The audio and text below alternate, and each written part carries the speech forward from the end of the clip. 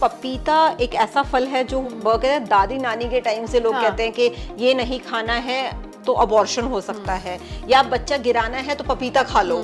सो मिलेंगे तो क्या उससे हार्मफुल हो सकता है? The point here is I am telling you that हम लोग भी ये चीज़ बोलते हैं कि ये चीज़ नहीं खाना है, वो चीज़ नहीं खाना है। हाय एवरीबॉडी, आज हम लोग आए हैं कमला हॉस्पिटल और आज हमारे साथ है डॉक्टर ज्योति यादव जो गायनेकोलॉजिस्ट और आईवीएफ स्पेशलिस्ट है। तो चलिए बातें करते हैं मैम से और कुछ जानते हैं इंटरेस्टिंग फैक्ट्स। सो मैम, हम लोग कुछ आज मिथ, प्रेगनेंसी से रिलेटेड मिथ्स के बारे में आपसे डिस्कस करना चाहेंगे। सबसे पहले मैम, जो अर्ली प्रेगनेंसी में सभी कहते हैं कि पपाया मत खाओ, बच्चा गिर सकता है, तो मैम ये कितना फैक्ट है या ये मिथ ही है? Okay. So first of all, thank you so much for like breaking these myths for our audience today. Yes. And if I say कि पपीता एक ऐसा फल है जो वो कहते हैं दादी नानी के टाइम से लोग कहते हैं कि ये नहीं खाना है तो अबॉर्शन हो सकता है, या बच्चा गिराना है तो पपीता खा लो।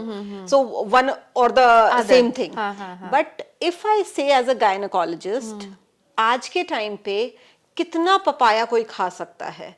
So it is basically the quantity of that fruit. अच्छा. So if it is to be taken in a like smaller quantity, it doesn't cause a abortion. So here is like for eating papaya is not an abortifacient as such if it taken in a moderate or small quantity. That is, I think, all about But ma'am, अगर हम लोग large quantity में लेंगे तो क्या उससे harmful हो सकता है? The point here is I am telling you that हम लोग भी ये चीज़ बोलते हैं कि ये चीज़ नहीं खाना है, वो चीज़ नहीं खाना है. Those are said to be, if taken in a quantity, might cause a trouble. If I say only about papaya fruit, we say even papaya and pineapple. But again, the quantity matters. If taken in a moderate quantity, will not harm the mother or the baby. There are things which are absolutely contraindicated जो नहीं खानी चाहिए, या हम ये कहते हैं कि इन चीज़ों को अवॉइड करना है. So basically अवॉइड करना is a better term, नहीं से. ओके, आई मीन अवॉइड करना will be better. Right. Okay, ठीक है ma'am. And one more thing कि लोग कहते हैं कि अगर हम अल्ट्रासाउंड बार बार कराएंगे तो बच्चे पे नुकसान हो सकता है, तो ये कहाँ तक मैम इसकी सच्चाई है? अल्ट्रासाउंड एक ऐसी चीज है जो हम प्रेगनेंसी में आई थिंक 3 to 4 मिनिमम कराते हैं, एंड मे बी उससे ज्यादा भी कराते हैं, डिपेंडिंग अपॉन कि हम देखना क्या चाह रहे हैं. हाई रिस्क प्रेगनेंसी है, नॉर्मल प्रेगनेंसी है, level 1 scan, level 2 scan, early pregnancy scan, colour dopplers and the final ultrasound at the time of the delivery और for scar thickness. There are multiple indications about ultrasound. So to break this myth here, जो लोग सोचते हैं कि ज्यादा ultrasound करा रही है डॉक्टर तो बच्चे को नुकसान होगा, तो ऐसा बिल्कुल नहीं होता है. अल्ट्रासाउंड जो है वो साउंड वेव्स के साथ काम करता है. उसका principle is that they don't penetrate the abdomen. Rays are not only penetrating, तो वो इफेक्ट तो डाल ही नहीं रही हैं, they get reflected from the surface only. दूसरा, इसमें जब हम बात करते हैं यदि नुकसान की बात होगी तो आप ये सोच के देखिए कि कोई भी गायनेकोलॉजिस्ट यदि बेबी को हार्म हो रहा है तो वो एक भी नहीं कराएगी. राइट. सो उसका तो इस चीज से मतलब ही नहीं है कि एक कराया तो नुकसान नहीं है, 4 कराया तो नुकसान है. ऐसा कुछ नहीं है. यदि नुकसान होगा, जैसे हम बात करते हैं एक्सरेज के अंदर, एक्सरे हम कभी भी नहीं कराते हैं गर्भवती महिलाओं का, बिकॉज एक्सरेज पेनिट्रेट करती हैं, और पेनिट्रेट करती हैं तो वो फीटस के ऊपर इम्पैक्ट डालती हैं. सो एक्सरेज हम प्रेगनेंसी में नहीं कराते हैं. आप कभी भी जाके देखिएगा किसी भी एक्सरे रूम के बाहर जहां पे रेज आती है, लिखा होता है कि गर्भवती महिला अंदर ना आए. तो वो इसलिए क्योंकि वो रेज हमारी पेनिट्रेटिंग रेज होती हैं. Where is ultrasound is absolutely safe, and it is I think at present the best tool to assess the baby status. Right. So ma'am, जो समझ में आया कि अल्ट्रासाउंड सेफ है प्रेगनेंसी में, हाँ, but x-ray is not something that we should do. And x-ray we are not doing for any condition. यदि x-ray करना पड़ता है, यदि कोई मेटरनल कंडीशन ऐसी है, so we put a foetal shield. अच्छा, ओके, सो दैट फीटस के ऊपर इफेक्ट्स ना जाए. ओके, ठीक है ma'am. And one more thing, जो लोग कहते हैं कि हाँ मैं तो बिल्कुल ठीक हूँ, मुझे कोई प्रॉब्लम नहीं है, तो फिर मैं डॉक्टर को क्यों विजिट करूँ ड्यूरिंग प्रेगनेंसी? राइट. सो यहाँ पे मैं बात करूंगी कि यदि हम नॉर्मल प्रेगनेंसी की बात करते हैं जो 100% नॉर्मल है, एंटीनेटली आप गर्भवती हुए, आपको डॉक्टर के पास कब जाना चाहिए, या आपको नोजिया वॉमिटिंग अर्ली प्रेगनेंसी का कोई साइन नहीं है, तो लोग अक्सर ये हमें भी बोलते हैं कि कुछ था ही नहीं तो हमें क्यों आना था, 5वें महीने में आते हैं सीधा या 6ठे महीने में आते हैं, या इवन ऐसे भी अभी भी हमारे रूरल बैकग्राउंड के पेशेंट्स जो सिर्फ डिलीवरी के टाइम पे आते हैं कि सीधा जब दर्द होगा तभी हम डॉक्टर के पास जाएंगे क्योंकि सब कुछ नॉर्मल चल रहा था।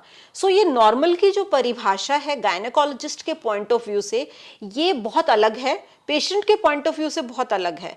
तो अर्ली प्रेगनेंसी में ही आपको जब आप प्रेगनेंसी डिटेक्ट करते हैं, जब भी आपका पहला प्रेगनेंसी टेस्ट पॉजिटिव आता है, as per gynaecologist I will advise कि हमें अपना पहला विजिट कराना चाहिए, क्योंकि as the experts we say that let us be a partner to their like pregnancy journey, let us guide them, क्योंकि जब कुछ होगा आपको बहुत बार पता भी नहीं चलेगा जो सिम्टम्स आएंगे। एंड हम रेगुलर चेकअप्स इसलिए करते हैं कि बहुत सारी चीजें हमें करनी होती हैं, टाइम टू टाइम कुछ टेस्ट हैं जो प्रेगनेंसी में जरूरी हैं वो देने हैं। देन मेडिकेशन को लेके भी बहुत लोगों को ये रहता है कि हमें दवाई क्यों लेनी है, हमें कुछ सब कुछ तो ठीक है। हाँ एकदम। हाँ।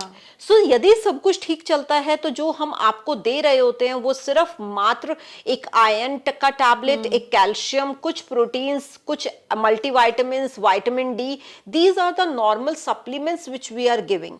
एंड वो इसलिए क्योंकि गर्भवती महिला की डाइट उस चीज को ओवरकम नहीं कर पाती है, उतना होता नहीं है कि वो सारे हमारे माइक्रो एंड मैक्रो न्यूट्रिएंट्स को फुलफिल कर पाए। इसलिए हम बच्चे की development as well as mother की ग्रोथ के लिए, सो दैट वो प्रेगनेंसी को सस्टेन कर पाए, डिलीवरी के टाइम तक अनीमिक ना हो जाए। यदि वो नहीं खा रही है, ऊपर से हम आयरन भी नहीं दे रहे हैं, तो by the time baby develop होगा और डिलीवरी का समय आएगा तो बहुत कम हीमोग्लोबिन होगा। सो वो प्रॉब्लम्स हमारी ना आए।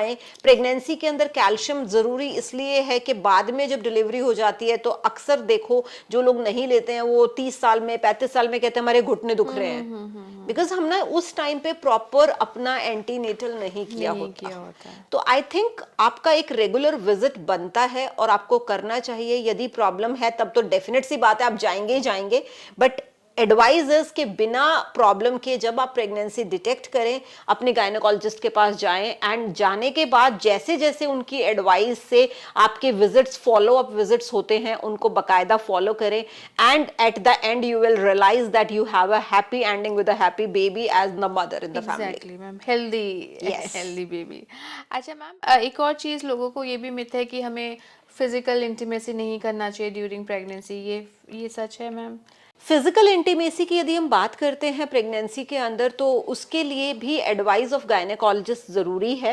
यदि कोई भी हाई रिस्क फैक्टर है आपके साथ कि कोई बार बार अर्ली प्रेगनेंसी में स्पॉटिंग हो रही है, ब्लीडिंग हो रही है, आपका अवलनाल जो है वो बिल्कुल नीचे है, इन दोज कंडीशंस हम कहते हैं कि आप अवॉइड करें इंटरकोर्स को ताकि आपको एक्सेसिव ब्लीडिंग ना हो जाए। That is the one condition I can say कि जहां पे हम मना करते हैं।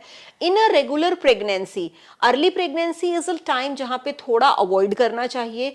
फाइनल जो ट्राइमेस्टर होता है, थर्ड ट्राइमेस्टर, वहां पे हम बोलते हैं थोड़ा सा अवॉइड करना चाहिए। It becomes more uncomfortable for the female partner. दूसरा, लीकिंग के चांसेस, थोड़े से इंजरी के चांसेस, इन्फेक्शन के चांसेस हम वहां पे अवॉइड करना चाहते हैं, सो दैट कि हम डिलीवरी के टाइम पे नॉन इन्फेक्शियस हमारा विजाइना रहे। तो दोज आर द केसेस जहां पे हम थोड़ा अवॉइडेंस की बात करते हैं। During the whole 9 months time यदि बात की जाए तो जो मिड ट्राइमेस्टर होता है that is little safe for having the physical intercourse. और यदि कोई प्रॉब्लम थ्रू आउट प्रेगनेंसी नहीं है so it is not nothing कि हम 9 months तक बिल्कुल अवॉइड करके चल रहे होते हैं।